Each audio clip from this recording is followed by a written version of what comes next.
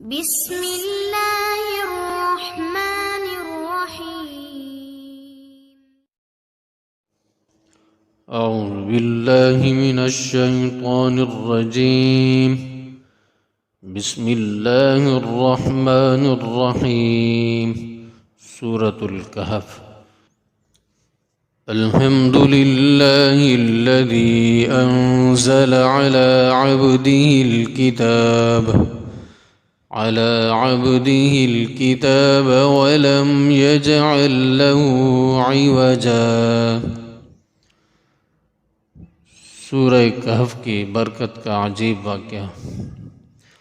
حافظ ابن حجر عسقلانی رحمہ اللہ نے صفت کے قاضی محمد بن عبد الرحیم عثمانی کی تحریر دیکھی جس میں لکھا تھا مجھے امیر سیف الدین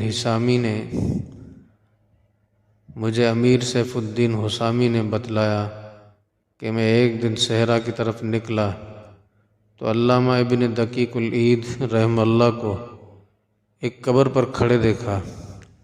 وہ روتے ہوئے پڑھ رہے تھے اور دعا کر رہے تھے۔ میں نے پوچھا کیا ماجرا ہے؟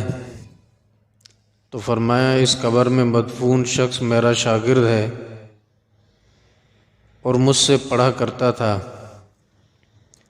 اس کی وفات ہو گئی تو رات مجھے خواب میں ملا۔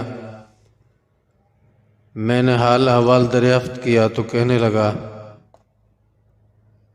جب آپ لوگوں نے مجھے قبر میں دفنایا